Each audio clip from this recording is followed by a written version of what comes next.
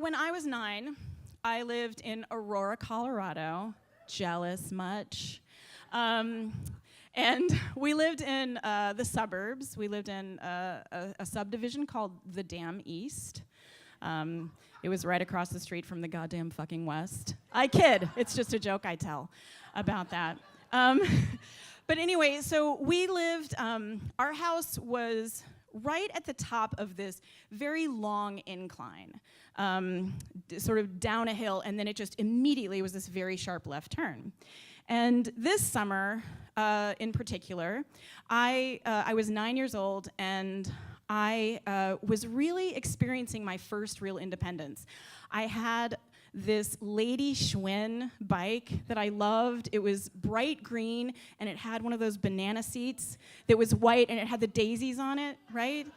And I loved that bike so much, and I just really, I felt free on it, you know, for the first time. Like, and that was actually back in the time when parents would be like, be home by dark. I don't give a fuck what you do. Just leave me alone. And so really, I was able to do whatever I wanted with my time, most of the time this summer. But unfortunately, I still had to go to piano practice, or piano lessons, right? So on this particular day, I was getting ready to bike to piano practice, which was just down the hill and to the left. And what I tended to do was, because it was so steep, and I am not a chance taker in any aspect of my life, I would just, you know how you have to just keep your feet on the pedal and just either do this, push really hard to make sure you don't go slow, or you just kind of put your feet on the ground and kind of shuffle down the hill until you get to a safe place. And that was how I generally did it. And I didn't get any respect from my brother, who was this total, Evel Knievel was his hero. And he literally made a ramp and jumped over my father's Chevette and 4 of his friends on his skateboard. That's the kind of badass that my brother was. So he would see me doing this and just be like, you're pathetic. But that was the only way that I knew how to get down that hill. So I'm standing there as I'm leaving, and I'm putting my sheet music in my bag. It was a little song called Mandy by Barry Manilow. And getting ready to go, and Greg Guffey, who lived right in the near cul-de-sac, walked up to me, and he was one of my brother's best friends, and I had this giant crush on him. And he looked like Robert Plant. He had this curly blonde hair and bright blue eyes, and I thought he was a genius because he and my brother were making this movie. It was a stop-motion animation film about a giant eagle who pooped mayonnaise all over a city. And I was like, you are a genius. And I was always super discombobulated when he was around, and he, you know, when he came over and he kind of gave me the nod, he's like, hey. And I was like, hi, how are you? Hi. I'm just nothing. And he was like, you know, what are you doing? Where are you going? And I was like, I just go stupid piano practice. Ugh. Hate it so much, you know. And I was not going to tell him what I was playing because, yeah, he would have completely ridiculed me. So he was like, oh, cool, you know, Scott and I are gonna go in and work on the film or whatever. And I was like, yeah, no, you should totally do that. I'll see you later, thanks. And so he started to turn, and I decided to go off and go to my piano practice, but I was so discombobulated by being around him that I wasn't thinking, and I just took off. And I stepped, you know how you jump up and you step on that pedal and you just push it, and I started going and immediately recognized I was going way too fast. And I could see at the bottom of the hill, and that hill wasn't that long, and it's coming at me so quickly, it's almost like it's moving and I'm moving at the same time, and I can see this giant set of bushes on the Andersons' house. And the thing was, like, I'm doing the mental math, right? You're thinking, okay, how am I gonna survive this? And I thought, I could hit that bush, and that would probably not hurt very much.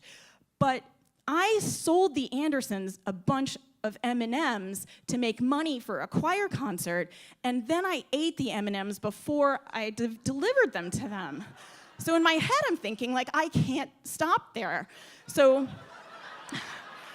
I decided I gotta just take this turn that I've never taken this quickly. I took the turn and just immediately hit gravel and ate it. And I ended up hitting the right inside of my leg and just scraped the living shit out of it. And I'm lying there, and I think that I started maybe hyperventilating a little bit, and just doing that thing where you're like, okay, where's gravel? What's broken?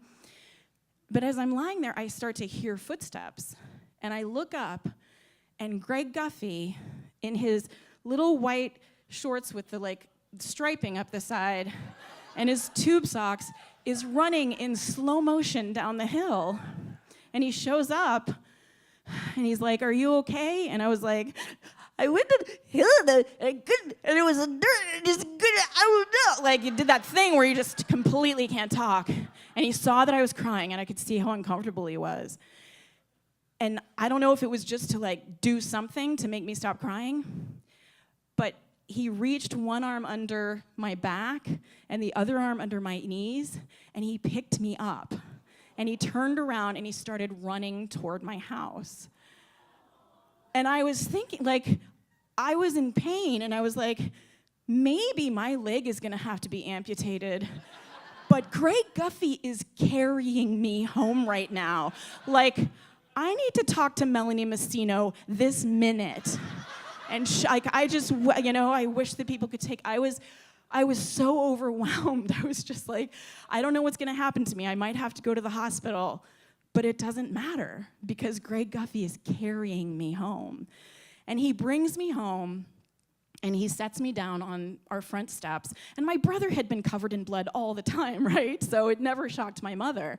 But he knocks on the front door, and my mother opens the door, and she sees me bloody, and she's just like, what the fuck is going on today? And she comes out, and she looks at it, and she's like, okay. She goes in the house to get stuff, and then it's just me and Greg standing there. And I was so humiliated that he'd seen me make this giant sort of mess of blood in the middle of the road, and that I fucked up, and they were such good bikers, and I was so bad.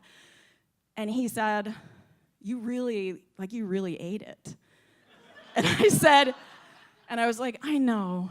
And he said, that was pretty badass. And I said, oh, I know. And Greg went into the house, and he went down to start working with my brother. And my mom came out, and she started spraying the Bactine on me.